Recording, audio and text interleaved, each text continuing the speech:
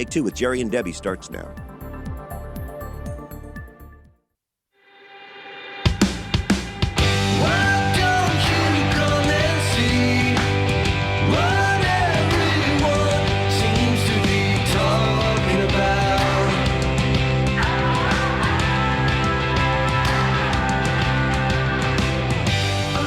Well, hi there. Welcome. It's Take Two with Jerry and Debbie, getting underway on this Friday, end of the week broadcast. It's been a great week of shows so far, and we think you're going to have something to say about today's topic. We try and put things out there for you that are very, very pertinent in your lives and things that you can really connect with and relate to.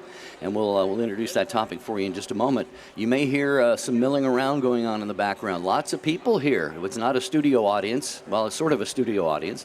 But it's up to 30 to 40,000 people are going to be passing through the display hall here, the exhibit hall, at the Los Angeles Religious Education Congress, which is where the show is originating today. And so, Debbie, good to have you with us, and we're going to roll with our topic here. Okay, it sounds great. I'm excited about this one because I think everybody has something to share about this experience, this scenario. What happens when you meet somebody at work or in a social setting and it's the first time you're introduced to somebody and they barely shake your hand, they don't look you in the eye, they kind of look disengaged, they are not really paying attention, and you walk away from that brief encounter and you think, I don't think I like that person. I don't know about that person. It didn't feel right. Has that ever happened to you? Have you ever had that first impression of somebody and you're just thinking to yourself, I do not want to be friends with that person. I don't even want to get to know that person.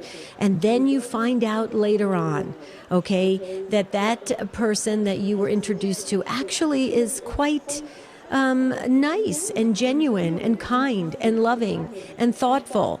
And they have a lot of things going on in their life. So maybe they were just had a bad moment when you were introduced. And it's this idea of inaccurate perceptions, Jerry. And I think in this world that we live in, we're very quick to make judgments about people, the way they look, the way they act, our first encounter with them. And we can be quite wrong about who they are because we really don't know their come from. Has this ever happened to you, Take Two family? We want to know, and how do you get past that and learn from it and maybe change your direction and your behavior, if you will, when you are encountering people for the very first time? I think we can all relate to this, Jerry. I mean, what do you think about it? I mean, you seem pretty friendly to everybody, though. Well, yeah, see, that's the first perception. And then when they finally really get to know me, they realize how unfriendly I can be sometimes. I want to give the phone number out, 833-288-3986, 833-288-EWTN. Help us wrap up the week of live Take Two show broadcasts with a real winner of a show here today, 833-288-3986. You know, and I was taking a few notes here, Debbie, about who this could be in somebody's life. I was thinking, you know, it could have been a teacher that you had in school or college. Could have been a classmate, someone that you formed perhaps, you know, not a negative perception of, but just you had a certain view of them, and they turned out to be, something different than that. Maybe it's a neighbor, especially when a new neighbor comes into your neighborhood. That's always big. Neighbors, try and figure out each other and what they're like and what they're all about. Obviously, on the job, at the workplace, it could be a coworker, a boss, especially. Maybe it's your pastor. Maybe it's your spouse. Maybe you're married to somebody right now. Your first impression of them was maybe not so positive, and you ended up getting to know him or her, and you realize, hey, not only are they a great guy or gal, but it's somebody I could spend the rest of my life with. So that's what we're looking for today, Deb. Right. We are looking for that. And I think this is going to be a good discussion. We can all learn. We can grow a little. We don't want you to get started with your weekend yet. So we need your help, folks. We need you to call in at 833-288-3986 and tell us your idea of inaccurate perceptions or first impressions, or, the old saying or the very true saying, never judge a book by its cover. So there's so many things we can learn learn from this discussion. And Michael Birchfield is answering the phones today. So you'll speak to Michael. So don't say hi, Ryan. Say hi, Michael. And he'll chat with you for a few minutes, put you on hold. I'm waving to everybody on YouTube and Facebook. Hi, everyone. Get your chats going. Maybe text in your comments to, you text the letters EWTN to 55000. That's how you can text us. You can call us. You can email us. Any which way you can get to us, we want to hear from you. Right, Jerry? Because our listeners are the teachers. Yeah, absolutely true. Absolutely true. Again, I am at the LA Religious Ed Congress, and this is where the show is originating today. If you've never been to this event, it's been going on for decades, and EWTN is here. Right across from us are our friends Catholic Answers, and we see Ignatius Press and Augustine Institute and many other fine organizations that are exhibiting here at the hall. The number for you to call to be on this conversation is 833-288-3986. Debbie, I had kind of a reverse of the situation that we're talking about today. May I share that real quickly? Absolutely. You know, I've mentioned on the show, people know my parents were divorced and my mother remarried, and that gentleman, just a saint of a man, really wonderful man, not a man of faith, so I've prayed for him many times. He passed away, and then my mother started spending time with another gentleman, and he just laid it on thick for us, did all kinds of things for us, took us places, did all these things, and all of a sudden, once they got married, it turned completely around, and he ended up being verbally and physically abusive, not horribly so, but he would haul off and whack one of us if he thought we were up to no good or something. So that was not a good experience for me in life about initial perceptions. Wow. And that stayed with you your whole entire life, right? Yeah, absolutely. Yeah. Huh. I think, wow. See, encounters can be really positive and they can be very devastating. They can really hurt the spirit. It can really be crippling for a person in their journey in life at times. And I'll tell you what, this is why it's very important when we are interacting with one another, we really, put our best foot forward. We are as genuine as we possibly can be, as authentic as we can be, and I think that's really important, Jerry, because souls are looking they want to gravitate towards something that is real, right, and is honest and true. And we need to be Christ in the world. That's what we're called to be as Catholic Christians. I don't know, Jerry, this is going to be an interesting discussion. I'll tell you, you're giving me a lot of food for thought here. Folks, we want to hear from you. Please tell us about these inaccurate perceptions, these first impressions that have gone wrong. Has that ever happened to you? And then you had to go back to that person and said, man, the first thoughts I had about you weren't so good, but you're really a nice person. Well, we want to hear from you. 833-288-3986.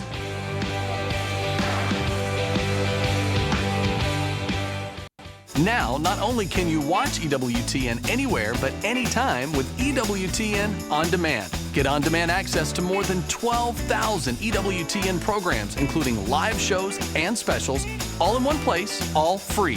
Just go to EWTN.com/on-demand. There's nothing to fill out, no memberships required, and no fees to pay. All you need is an internet connection, and you're good to go. EWTN On Demand. Fast, easy, and free. The wisdom of Mother Angelica. I have never seen women who want to be equal absolutely degrading themselves. And yet the media degrades your nature, your beauty as a woman, your goodness. Let us pray at some point our dear Lord touches their hearts. For more information on Mother Angelica, visit Religious Catalog at EWTNRC.com.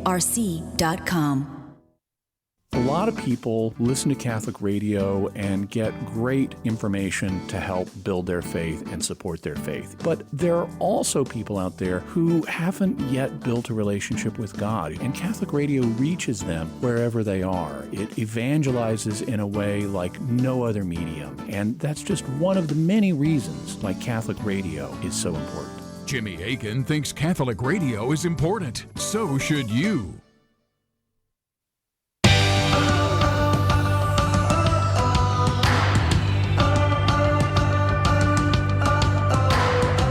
glad you're with us on this Friday episode of Take Two with Jerry and Debbie. I am Jerry Usher, along with Debbie Georgiani. I am originating the broadcast with the help of Tom Price and a bunch of great folks from EWTN at the Los Angeles Religious Education Congress. And we're talking today about first perceptions, and we'll continue our conversation in a moment, but I want to mention that Blessed to Play with my friend Ron Meyer is a wonderful program on EWTN Radio. He interviews players, coaches, people involved in sports, all different sports at all different levels. It's a fantastic show, and they talk about their Catholic faith. That's Saturday night at 7:30 Eastern Time, right here on most of these same EWTN affiliates. I love that show. Love it. I'm so glad you highlighted it. Okay, we have a couple open phone lines about inaccurate perceptions. Maybe it's happened to you. You know, you met somebody and you were at a social event and maybe you had maybe one too many drinks and you were having a good time and somebody says, I don't like that person over there. I think there's too much attention on them. They're trying to be the center of attention. How about that? And people make these comments about you, these assessments, these criticisms about you, and they really don't know you. This is very important, folks, and this relates to our Catholic faith. So please call in. You know, hey, you may be going to an event this weekend, okay? And maybe you may encounter some brand new people, and maybe this is a good way for us to have this conversation ahead of time. 833-288-3986. Can you tell, Jerry, I've had quite a bit of experience in this area. Well, that's a good thing, I guess, because we're called to grow in virtue and give people the benefit of the doubt, hopefully, and respect everybody, even upon that first encounter that we have with them. So we're going to go to your phone calls here. Jason is in New London, Connecticut, listening on Sirius XM 130, and a first-time caller to Take Two. Hi, Jason. Welcome to our Friday broadcast. Hey, how you doing? Thanks for taking my call. Sure. My question relates more to what to do about it. You know, I've made a lot of first impressions, and or I've made a lot of assessments of people based on a first impression, and sometimes I get a data point, whether that's good or bad assessment. But most of the time, the vast majority of the time, I have no idea. Right? So I have a poverty of information, but I have to continue to make assessments on people. And so how do I make better assessments? How do I study that? How do I fix problems or identify problems? You know, there's no way to go through life without forming judgments before you make a decision on somebody. Right. Jason, is this in a work environment? Is that mostly what you're referring to, not in a social setting? I would say it's in all environments, right? Okay. Yeah. I mean, if I go ask a priest at a church for advice, based on that conversation, I'm going to form an opinion about whether or not I should take his advice with a grain of salt, or I can accept it wholesale and not think about it anymore. You know, so right. I get it. Okay, so here's a couple things, and Jerry and I are very big on life skills, especially Christian life skills, so maybe this might be of some assistance. You know, we've lost the art, Jason, of asking appropriate questions. Okay, so many times people think they can assess a situation very quickly based on just the surface circumstances, and so they go, oh, I've seen this before. Okay, this feels like it's something I know before, so I'll make a judgment on that, right? And we've lost the art of really interacting with one another and asking those questions. And I will tell you, this isn't just to focus on men, okay? Because a lot of times that people will say, well, men don't use as many words as women do, and so they're probably not going to ask as many detailed questions, and that's just not it's not necessarily true. I think we need to spend a little bit more of what we call that precious time with one another to get to know where each other's come from is. So let's go back real quickly to your example of the priest, of meeting a priest and asking them for some spiritual direction, and then you have to make a kind of an assessment. Do I take this priest's word? Do I value what he has to say? Could I trust him? Is he on the same path as I am in my Catholic belief? I ask questions. I have said to many priests, I've sat down and I said, Father, can you tell me a little bit about your upbringing? Can you tell me a little bit about where your come from is? You know, how were you raised? What are your thoughts about this? What is your experience? And you start to understand where their path is from. And then I believe you can make a better, not a perfect assessment, but a better assessment on where they're, how they are approaching things, and how they are advising, because most people will advise based on their own set of circumstances, their own experiences. What do you think about that, Jason? Do you think maybe we've lost a little bit of that? Art of really asking the right questions? I don't know that we've ever had it. But I think your point is valid, right? I think essentially what you're saying is decide a little bit slower and seek information, right? Which makes sense. You got it. You said it much better than I did. But yeah. I guess my question was more: is there a field of study, or is there some sort of resources that we can go to help understand how first impressions are made, and to sort of intelligently reconfigure the way we make our first impressions, right? Kind of the same way you would do transactional analysis, right, or something like that, or neurolinguistics. Is that a... Yeah. What do you think, Jerry? Yeah, well, I love what you said, Debbie and Jason. I would think you asked if there was a school or some kind of a formal training for this. I would probably say no, at least in my own experience. I would say probably the school that you learn that in is the school of life. And I know for me, what has helped, I don't know, for whatever reason, when I was younger, I actually jumped really quickly to maybe the wrong conclusion about people that I encountered. And that's greatly diminished now. I'm sure we all do it to a certain degree, but I think just going through life and the hard knocks of life, if you will, and then just learning and realizing that every person has worth and dignity. We need to respect them, and that first impression. I would guess, and I'd love either of your comments on this, I would guess that the huge majority of first impressions are positive, because when you first meet somebody, you don't know them, so you want to be on your quote-unquote best behavior and be polite and conversational and courteous and all those things. What do you think, Jason or Debbie, about that? Go ahead, Jason. Jason? I think you've got something there. Most of us put our best foot forward.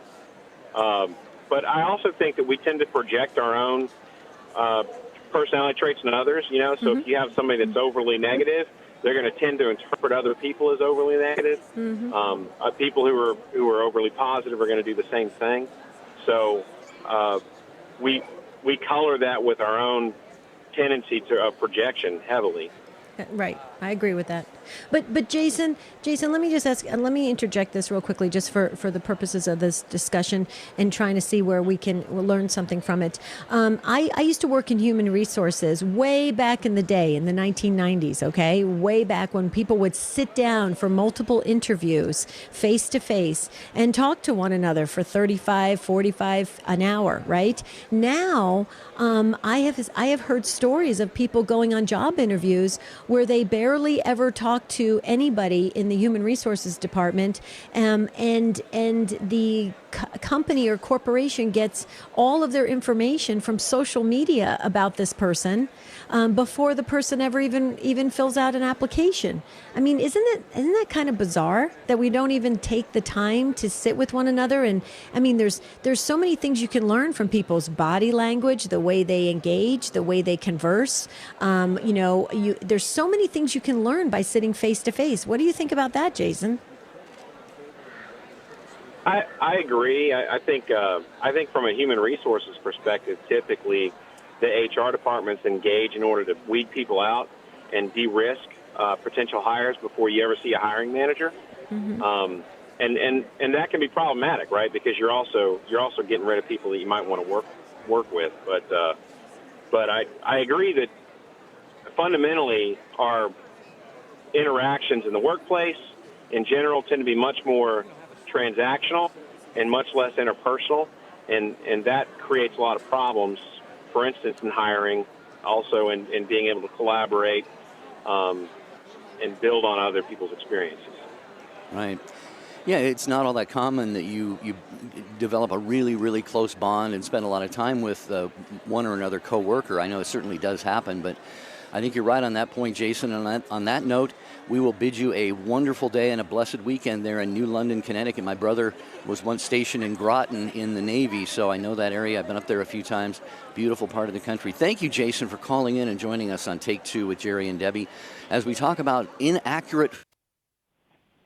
Think about this. You've certainly experienced this in your life, Take Two family, so call in. We have an open phone line now.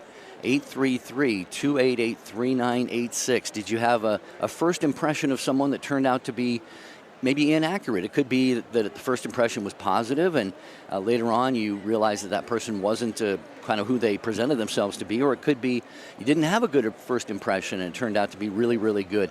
And this could be, like I said, a teacher, a neighbor, a coworker, could be your priest or pastor, and it could be the person that you are married to. And I think Debbie Sherry in Des Moines, Iowa, listening on Iowa Catholic Radio, a first-time caller, is going to share her experience of that. Hello, Sherry. Welcome. Hi. Hello. I was just wanting to share my experience with it. Met my husband 25 years ago. First impressions, did not think he was approachable, rude, stuck up. So later, about a year later, we had a mutual friend, and we got introduced, and come to find out we spent more time together, and he had been going through a hard time and a bad relationship at the time previously, and we got to know each other, and we've been married for 20 years now. Wow, beautiful, Sherry. I love that. But Sherry, don't you think that's quite common, though, especially in the dating world? I mean, just because that first visual encounter, we make an assessment like right away. I remember when I met my husband for the first time, it was like he wasn't my husband at the time, he was just a person, a stranger. And I remember it was the one and only time he didn't shave, because he just felt like not shaving one day. Right? And when I saw him, I thought, oh, this is not good. He doesn't look good.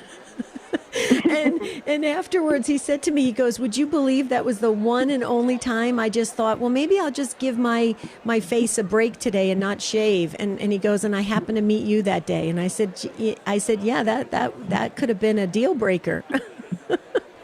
But it was kind of opposite with me. I mean, when I saw him, I thought he was very nice looking, but I wasn't going to approach him at the time because he didn't seem approachable then. Right. And now look, you've been married for what you said, over 20 years, Sherry?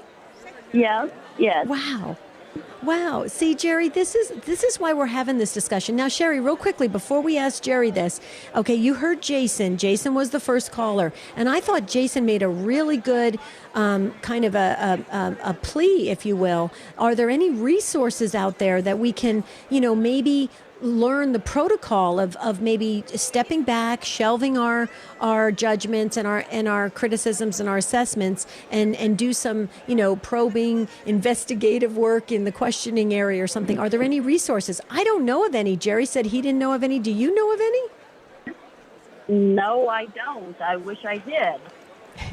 There needs to be. I can't think of any, though.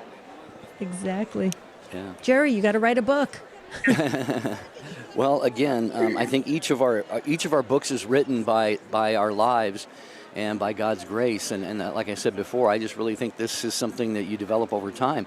Maybe you don't ever fully get over it, but you mentioned, Debbie, when you were talking about when you met your husband before you were married for the first time and he hadn't shaved and you had that first impression. I think this happens a lot, and especially today. And you see a lot of say, younger people, for example, and they're all tattooed up and they've got piercings all over and everything. And I think a lot of people want to be quick to get a negative perception of them. And I've met so many of them, and there are probably some of them walking around here at the Religious Ed Congress who are on fire for Jesus, and that's just kind of the way they roll. That's their style. So, it's easy to do things based on, like you said, that appearance of your husband and various other things. So. Hey, very true, Jerry. Very true. Sherry, I got to ask you a question. What was his first impression of you? I'm just curious. He does not even remember seeing me, or he, like I said, he was going through a hard time, and we had been in the same social thing several occasions, but he did not really notice me, and I didn't feel he did. He said that he did not know that I was interested in him, or he would not have been that way. Oh, how sweet. That's sweet. Well, it sounds like you have a great marriage, and how beautiful is that? Thank you for contributing today. I think it was great. It gets us all to, think about all of our encounters with people, and the first time we meet, our potential spouse or whatever, the dating world. I mean, so many ways we can kind of approach this. So thank you, Sherry. God bless you. 833-288-3986. That line Sherry was on, she just freed that up for you. We're talking about, did you meet somebody at any point in your life, in any circumstance, and the first perception you had of them turned out to be quite a bit off base? 833-288-3986. Dr. Ray Garindi. Be grateful that you came to the faith when you did. Let the children see what mom is like now compared to how they were raised before mom or dad came to the faith. The leading Catholic voices are on EWTN Radio. Father John Riccardo. Again, the only reason that you and I are here is because he wanted us to be here. If he didn't want us to be here, you wouldn't be here. How do you know God loves you? You're breathing right now. I don't feel like God loves me. I know God loves you. You're here. You wouldn't be here if you didn't care. Even if you've ignored him your whole life, even if you're the most heinous of sinners, he loves you. He may not be pleased with you. Because he loves you, he won't let you stay that way. Because he loves me, he won't let me stay the way I am. But the fact that I'm still here tells me that he loves me, whether or not I feel it or not, which is very comforting because I don't feel it a lot. So I know that from my experience of existing right now. But even after the fall, even after Adam and Eve turn their backs on God, rebel against God, God shows himself, he reveals himself. We're talking about revelation, which gives us access to the Father. He reveals himself by repeatedly breaking into people's lives. The people you know and trust are on EWTN. I'm Jerry Usher. And I'm Debbie Georgiani. We want to tell you about the Inspired by Faith Book Club. Join us as we gather together and read a featured inspirational book each month and engage in meaningful discussions together. Want to participate? The details are simple and can be found at jerryanddebbie.com by clicking on the Book Club tab. Invite your friends and let's spend some quality time in fellowship with the Inspired by Faith Book Club at jerryanddebbie.com. I'm Gloria Purvis. I'm Monsignor Charles Pope. And I'm Deacon Harold. The Morning Glory team asks, can we really forgive those who trespass against us? Monday morning, 7 Eastern. Now back to Take Two with Jerry and Debbie.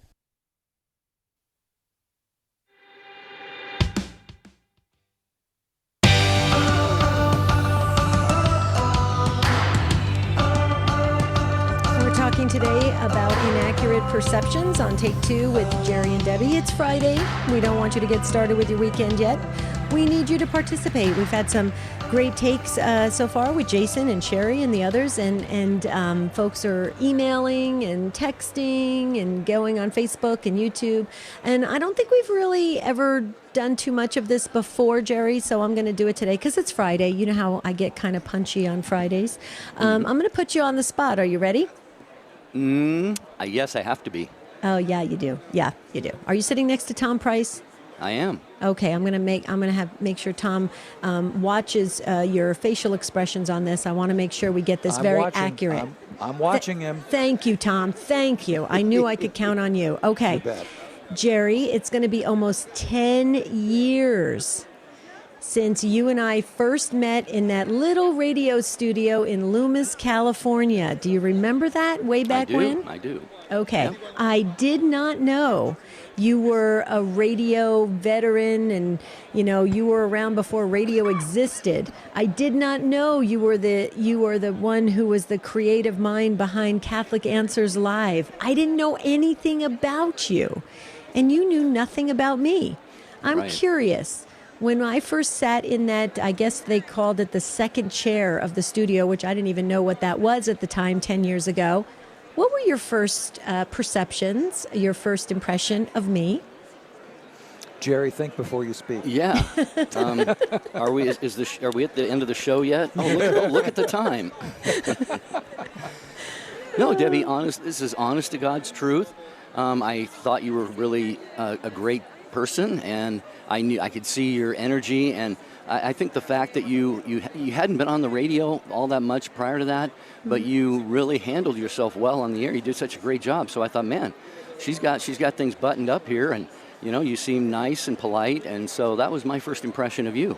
Aw, thanks, Jerry. I had you fooled. No, but thank you. And I have to say... Well, I've come to discover that. No, but I have to say, you didn't ask me, but I'm going to answer. Jerry, and I've said this before, you were the kindest... You were so kind to me and wonderful, and you wanted to see me succeed. I forever, to the day I die, will thank you for how you were so incredibly Christian. I mean, you were so wonderful. You could have been kind of like, well, who is this person? And you weren't. You were so engaging and helpful, and you wanted to see me. You wanted to see me shine, and I just wanted to say it. And you haven't changed a bit in 10 years. So, folks, what you see is what you get with Jerry Usher. It's all good. Thank you. I appreciate that. There you go. Well, thank you, and thank you, Tom, for keeping us both honest here. Okay, Absolutely. let's hear what Tim has to say. Tim is our friend in Findlay, Ohio, and Tim is on Facebook. I'm waving to you, Tim. Hi, and welcome. Guten Morgen, Freeman. Did you hear that, Jerry? Yeah. Hi, Tim. How are you guys doing? Great, Tim. Better now that you called.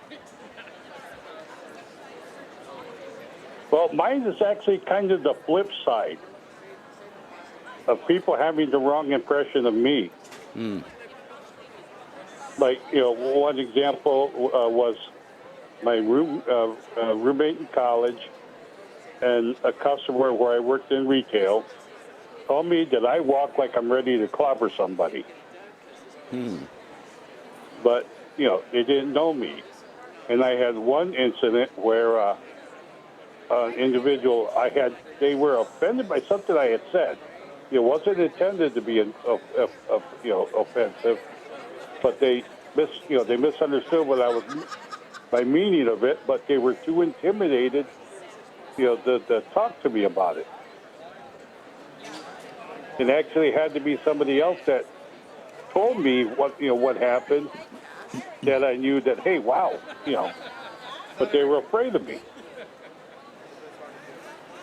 Wow. And then I had one a young woman that thought exactly that I was like a grumpy tough guy, but once she got to know me, kind of like called me like her uncle. And then you mentioned something about somebody like somebody with spiked hair and earrings. I had exactly that. Customer come in, he come in, and you would have figured first impression, he's some sort of thug. This young man was an expecting father, and the glow he had, the excitement he had, that he was going to be a dad, was incredible. It showed you can't. Sometimes, like I said, the impressions can be wrong. Yeah, you're right. You're right about that, Tim. And I don't know why people had that first impression of you, because Debbie just typed me over a note on our call screening software here. She says, Tim is a gentle giant. And you're a wonderful soul.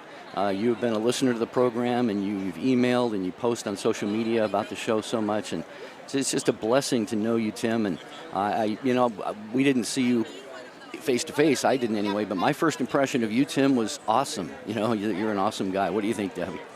Oh, I totally agree. So I'm going to let out another little secret here. I don't know what's the matter with me. It's Friday. But Tim, and you know where I'm going with this, okay? Tim has a very amazing way. I don't think Tim ever sleeps. He has an amazing way of picking up when somebody is up in the middle of the night and happens to check their Facebook.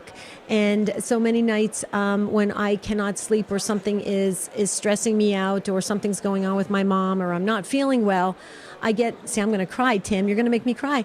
I get the most beautiful instant message from you going, are you okay? Is everything okay? And I got to tell you, Tim, it's kind of nice knowing you're on the night watch and, everything's okay because you're kind of watching out and making sure everybody's sleeping well and doing okay. And I just want to say, I do mean that. I feel like you're that gentle giant with the most beautiful soul. You care about the others, and the love comes directly through us and through social media. How amazing is that, Tim? So I just want to thank you for being there for me. Well, you're welcome. It's just, like I try to try to stay humble. Like all gifts come from above. It's like it's not me. I'm just being used. Mm-hmm. Beautiful. Yeah, well, God is using you well. Yeah, I'm willing to bet, Tim, your first perception of everyone you meet is probably positive because that's just the kind of man and kind of heart that you have. So, anything else, Tim, you wanted to share? No, I think that's about it because those were my experiences. Because they said they're expecting this big tough, like tough guy, but they don't know how laid back I am. Right. I have a PhD in smart. I'm a smart. I have a PhD in being smart aleck. I love it. Thank you, Tim. Thank you so much. Great to hear from you, brother. Thanks for being with us here on Take Two with Jerry and Debbie. Hey, no problem. You guys have a great weekend. Be safe. Yeah, you do the same.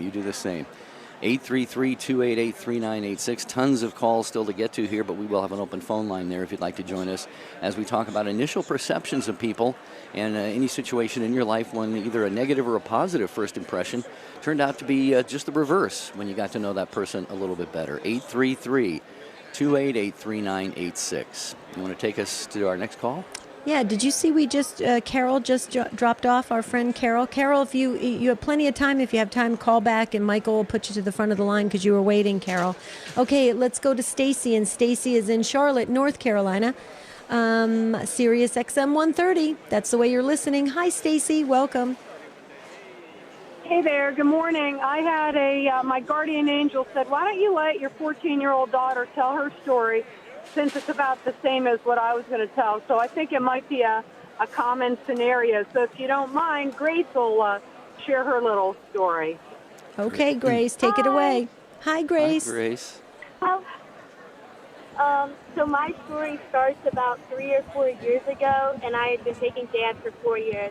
Anyways, I had this ballet teacher in my first ballet class with this teacher, and I thought that she was going to be the strict Russian teacher because she had like this really thick accent. I later found out she was from South Africa. But anyways, after 3 or more years of learning from her, I realized that she's such a funny and sweet person, but she's also strict. But she's very nice. So that's my story. Well, that's a great experience for you, Grace. Yeah. It's a great experience for you in a lot of ways, on a lot of levels. But, as you're growing up and learning, you're going to be having a lot of teachers teach you a lot of different things. And not all of them are going to maybe develop into a really close friendship. But it's important that you have, good relationships with all of them because they're going to be teaching you the things you know to be a very smart and a wonderful adult someday. And so, Debbie, I think this hits the nail on the head. This is a perfect example of what we're talking about today. Well, absolutely. And Grace, I just wanted to say, that happens so frequently. People have accents, they come from different countries, they have a different way of saying things. And so we can just naturally make assessments based on the way they communicate, right, Grace? And the reason why I say that. Right. The reason why I say that is because, I talk about life skills a lot, and I had a teacher from East Germany, and he had a very thick East German accent, and he seemed very, very strict, Grace, very strict. And everybody in the class was scared of him. They were frightened. They just couldn't kind of get past that his demeanor, right? And I'll never forget the day. And you can relate to this, Grace, because you're in dance. Okay, I had to sing a song on stage in front of all these people, and I was shaking so badly. And we had to do it. It was this exercise. And so I did it. I squeaked my way through it, even though I have a little bit of a singing voice. But at that time, I was so scared, everything was cracking. And I sang, and I looked out into the audience, and there was my teacher from East Germany with this very thick accent and very strong exterior. He was bawling like a baby. He was crying for me. Yeah. And I looked out and I ran out on off the stage, and his name is Hans. He's still alive, and he's in his 80s now. And I said, Hans, you cry, and he goes, you did so great. And it was so beautiful. And I realized what a beautiful, you talk about another gentle giant, just the beautiful heart that came through. And so I can relate, Grace. And it's so interesting when you get to know somebody past the way they communicate or the way they look or their exterior, you see a whole different soul behind that. So I can relate. What do you think, Grace? Did I capture that okay? And Stacy? Yes, ma'am. That's a beautiful message. And that's just a beautiful story. So, yes. Thanks. Made me want to cry when I heard that story. Me too. When I saw him crying, I was like, what's going on? Did somebody die or something? Yeah, no. Thanks, you guys. Thank you for listening to Grace. Oh, yeah. It was beautiful. Thank you, Stacy and Grace and Charlotte, for being a part of today's program. Yeah, you mentioned how Hans was so strict at first, and everybody had that impression of him. There's a priest that came into a parish near me where I often go to daily Mass or Sunday Mass, and he's a beautiful, beautiful Nigerian priest, and he preaches, Debbie, he preaches like few priests I've seen before. I mean, very, very convicting homilies, and no nonsense, and we've got to do the right thing, we've got to do the will of God. And he gets a little bit kind of stern, and I think, but at the end of Mass, when he processes out and you leave the church and you shake his hand, and he's so gentle, he just gets a little grin on his face, and he's thank you for coming. It's just, you see this man up there preaching, and you go, I don't want to get near this guy. Yeah, but isn't that so true? That's why I think we need. I'm going to go back to Jason, our first caller. Jason, I think we're starting to come full circle with this discussion. We need to get back to really getting to know folks and spending that time and seeing the interior of them, or learning about the interior of them. I think this is a great discussion. Okay, Carol is back. Carol is our friend from Wisconsin. Stand tall, Carol. Carol, thank you for calling back. Welcome. Thank you. Hi, Debbie. Hi, Jerry. Hi, Carol. And tall Carol here. Yeah. And I hope you're having fun. We're at your event there. I wanted to just mention a couple things on this topic. I just recently celebrated a recovery 12-step birthday, and I knew that I'd have a hard time finding the coins, so I went to a special club where they sell the things, and I walked in and I said, I'm here to celebrate my anniversary, and they said, how long? And I said 39, and they said days. And I said, no, years. So they judged me for, whatever that, I don't know, maybe because I'm older, just the way I looked or something. They didn't know me, and I was, and in the old days that might have caused a 6-month bender, but it was kind of funny that people were just making an impression just based on their first impression, and then also that when a Episcopal priest took me out for dinner. for my birthday years ago in Rockford, and when I got home, my neighbor's door opened at the apartment building, and she says, "Oh, OMG, my parents were just at the restaurant and they saw a priest out with his mistress." And I said, "That wasn't his mistress, that was me." So the other thing was Mother Angelica. My first impression of Mother Angelica was I was on traveling, and she was first on cable, and when I saw her on TV, I thought she was really a comedian. I didn't believe she was a religious because she was just too funny, and then I had to see her again and again to realize that she was a true religious. So those are my stories for today. I love it. I've heard that before, though, Carol and Jerry. Haven't you heard that before? That some people thought Mother Angelica that was like a skit or something. Mm-hmm. I've heard that. Yeah, I imagine so. That's great. Thank you, Carol. Thank you so much for contributing to this discussion today. It helps us, and and that's another thing too. We've got to keep a sense of humor about things too, about the way people assess, and make judgments about us and even for others. Just keep it kind of light, wouldn't you say, Jerry? Yeah, absolutely. We cover a lot of things on this show, and we drill deep. We drilled deep the last couple days, and so today a little bit of a lighter topic. Yes, indeed. Okay, where are we going next? We're going to take Jonathan next. He is in Lake Havasu City, Arizona, and he's watching the feed on YouTube, a first-time caller. Hi, Jonathan. Welcome to Take Two. Hello, Jerry. Hello. This is becoming of our experience of the few people inside the Catholic Church that my mother and I did go to. And we got great impressions and everything else, and people were welcoming, but until the poisonous gossip started. And that's what destroyed a lot of people mentally, and including my mother. And now she's considering withdrawing from the church because of this. And we talked to her pastor about it and everything, and hopefully that he'll give a sermon about how this poisonous gossip needs to stop because it can destroy people mentally and even lead them to suicide. And our impressions about it now is pull my mother away. So I don't know what else to do for her or anything else. I've been praying for her and everything. But now the people inside the church, that person could be great at first, but then later on, they don't want to start to think that all these impressions and perceptions and everything else can also lead to the gossip that destroys people. And I don't know what to do for her. Well, Jonathan, we we have been emailing and communicating with you and your mother about this situation in the church, and we totally agree with you. Words can hurt. Words can really wound people, and we have to be really careful when we make these judgments, and it's especially when we gossip about others. We can ruin their reputations, we can ruin their character, we can all sorts of things.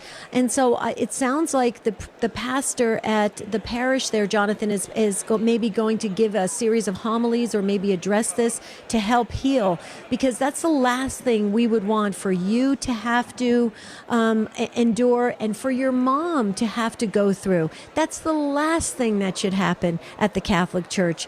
We are a family, and we should welcome people with open arms and help people grow closer to God in a beautiful way, not tear people down with words that can really hurt and wound. And so we're right with you on this, and we've been praying for a long time for your mom and for you, that you could have a better experience and get some healing through this, Jonathan. So I just want to let you know, if there's, I don't know what else we can do other than storm heaven for you and for your mom and for others that have had experiences like this, but we do believe in the power of prayer, so we're going to hold on to that.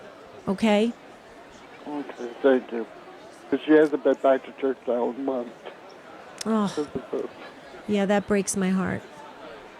Yeah, and we know from, pardon me, I'm getting a little frog in my throat here, from the social media conversations we have had with your mom, Jonathan, it's been a bumpy road, definitely, but she's also expressed many times a lot of very joyous things and happy things about the church as well. So I just echo what Debbie said. The church should never be a place that turns people away. We don't know what exactly the circumstances are, but as Debbie said, we're going to pray, pray, pray. And we've been praying for your mom for a very long time, Jonathan, and that's just going to continue. We'll pray even harder, all right? Yeah, absolutely. And you're a beautiful son. I mean, you love your mom, and that's beautiful.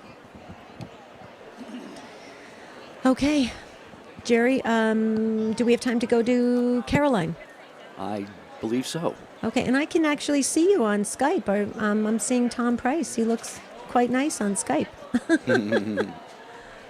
Okay, Caroline in San Diego, Sirius XM 130, first-time caller. Hi, Caroline.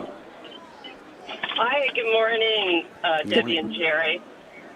Thank you for taking my call. I just called in because what your discussion kind of hit home, because I am a volunteer advocate for children with special needs and young adults with special needs for their families. And it was part of the discussion earlier is you can't ever trust anybody who won't look you in the eye and have a very firm handshake.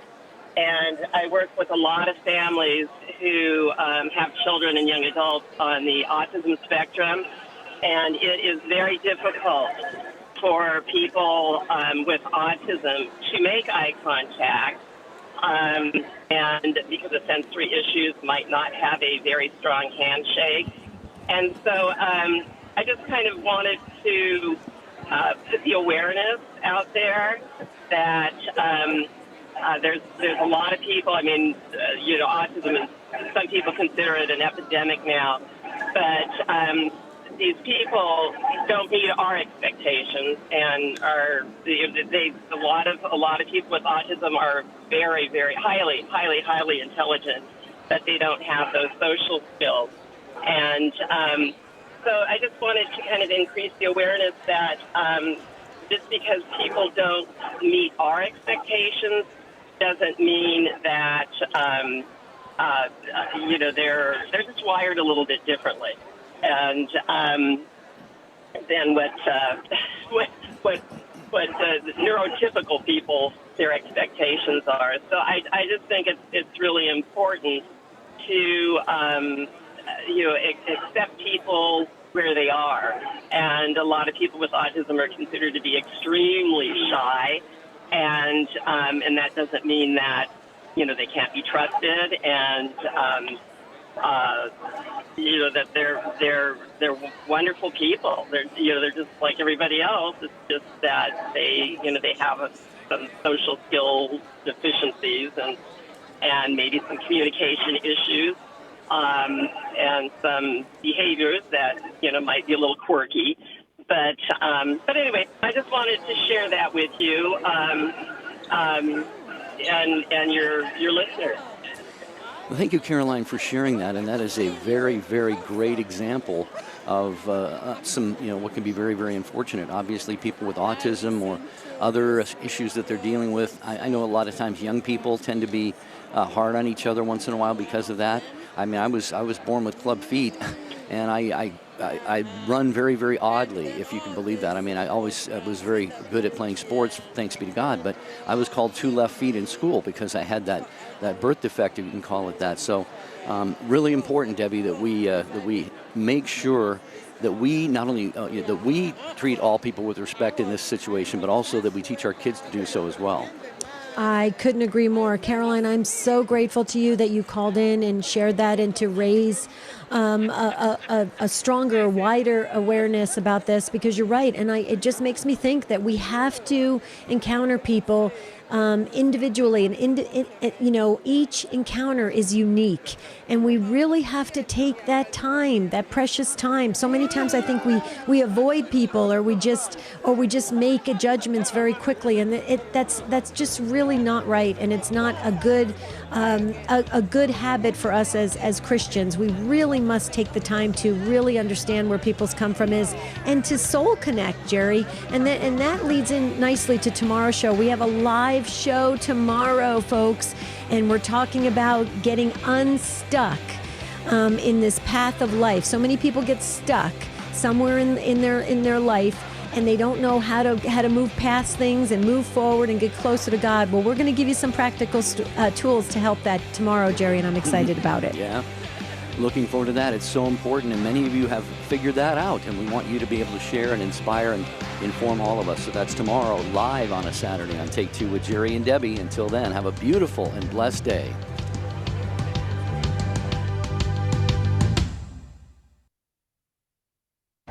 You've heard of the incredible